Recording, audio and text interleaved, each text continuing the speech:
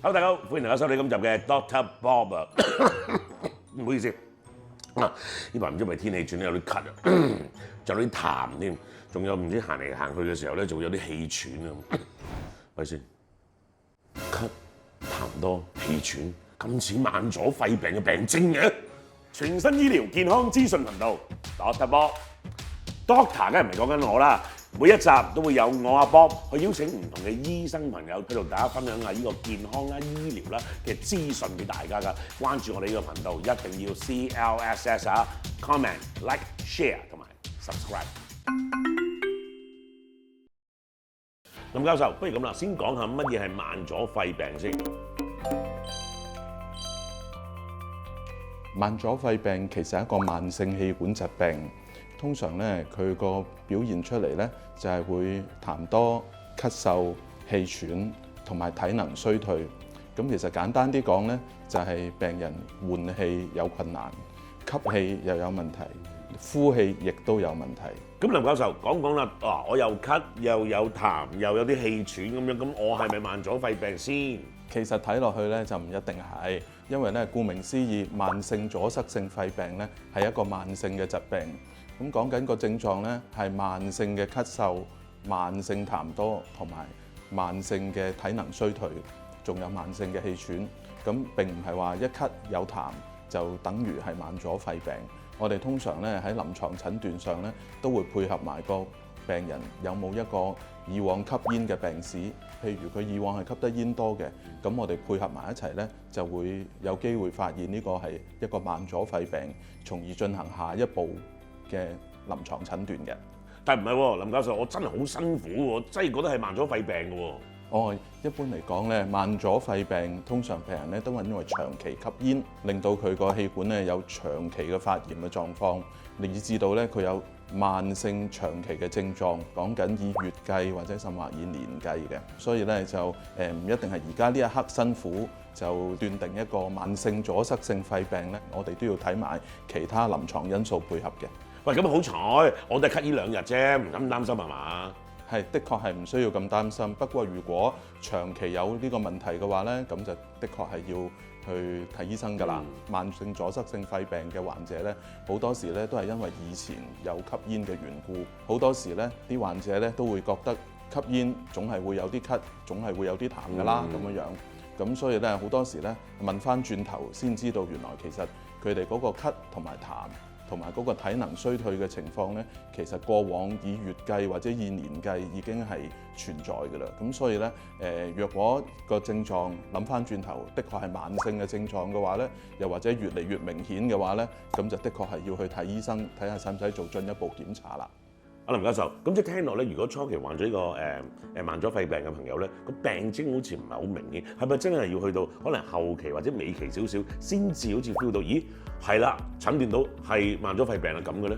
係啊，冇錯，你講得好啱啊！因為咧，呢一個慢阻肺病咧係一個長期慢性嘅疾病，佢個表現出嚟嗰個臨床症狀咧都係由輕微去到嚴重嘅。咁所以患病嘅初期咧，或者發病嘅初期，其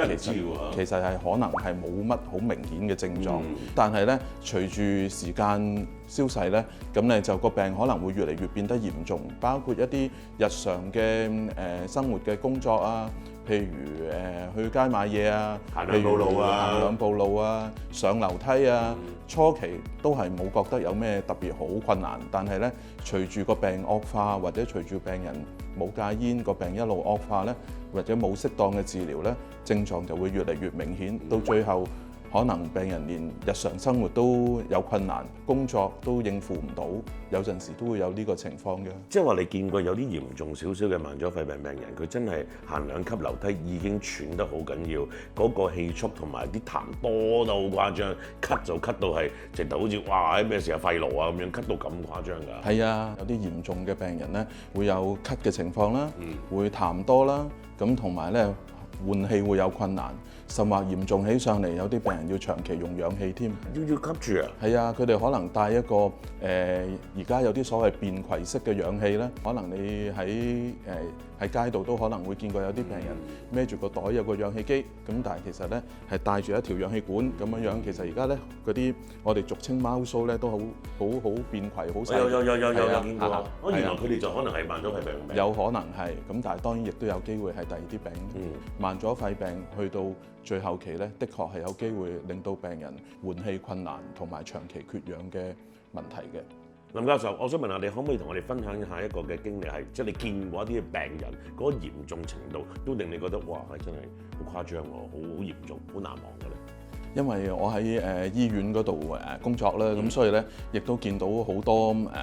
慢阻肺病嘅病人咧，佢哋因為嚴重到咧有唔同嘅併發症入院。譬如最常見嘅就係佢哋有機會有呢個慢性阻塞性肺病發作，咁啊令到佢哋好氣喘，換唔到氣，唔夠氣，以至到要入院，有陣時甚或要用呼吸機幫手換氣。咁亦都有啲病人因為肺炎併發而入院，咁啊需要用抗生素治療。咁都有好少部分嚴重嘅病人咧，最後咧係要考慮咧做肺臟移植，呢個係好少數。但係咧亦都講到俾大家聽咧，就係其實慢性阻塞性肺病係可以好嚴重，可以有唔同嘅併發症，好多時咧係需要入院處理嘅。林教授，聽落真係好大劑咁樣喎，咁點樣可以預防慢阻肺病？其實我哋知道咧，大部分嘅慢性阻塞性肺病嘅成因，大過90%都係因為以往有吸煙，或者病人仍然係吸煙嘅。要預防慢性阻塞性肺病咧，一定要勸病人戒煙。年青人未食煙嘅，千祈唔好學食煙。咁當然啦，有少部分嘅慢性阻塞性肺病係因為其他嘅原因，譬如因為工作上或者環境上接觸到好多粉塵，而令到有一個慢性阻塞性肺病，甚或連帶有肺塵埃沉着病。好多時咧，我哋都係要希望勸喻啲病人咧，若果喺工作環境上邊咧，都要小心避免係吸入過多嘅粉塵。咁當然本身佢哋亦都要戒煙啦。好啦，咁啊林教授，如果我懷疑自己有呢一個慢阻肺病啦，咁到底我去見醫生嘅時候，醫生會同我做啲乜嘢檢查？要即係點樣診斷咧？基本上都係一個臨床診斷。個意思上咧就係病人有一定嘅吸煙史，佢以往係有吸煙或者有暴露過喺一啲好多粉塵嘅地方，環境因素。咁第二咧就係配合埋嗰個病人嘅臨床症狀，包括有長期嘅咳嗽、長期嘅氣喘、長期痰多同埋體能衰退。若果有呢一啲症狀上同埋吸煙史嘅配合啦，我哋好多時咧就會進一步做一啲配合嘅檢查，譬如講緊照 X 光啦，一般所謂俗稱嘅照肺啦，咁同埋驗血啦。另外就係可以考慮做配合嘅電腦掃描或者肺功能檢查啦。林教授，頭先你話呢個肺功能檢查啦，我想問下個測試係做啲咩㗎？複唔複雜㗎？其實個測試一啲都唔複雜。近年咧嗰個肺功能測試器咧，亦都係越嚟越簡單。一般嚟講咧，其實咧呢個肺功能測試咧，基本上就係叫個病人對住個肺功能測試機吹氣，量度嗰個患者嘅氣流量同埋呼出肺活量，去睇究竟肺功能有冇受到損害。一般嚟講咧，我哋睇喺慢阻肺病裏邊咧，係睇幾個呢個參數嘅。咁一個咧就係叫做第一秒加力嘅肺活流量，咁英文叫做 FEV1。咁另一個咧就係講緊係一個叫做全肺活量，英文叫做 FVC。咁我哋通常咧比較呢個 FEV1 同 FVC 嘅比例，如果呢個比例發覺係下降嘅話咧，就代表咗個病者可能係氣流受阻，而配合翻個臨床診斷咧，我哋就可以睇到究竟呢個患者有冇機會係患咗慢性阻塞性肺病，同埋個嚴重程度個氣流受阻係去到幾嚴重啦。即係聽落係好簡單嘅啫喎，對住部機，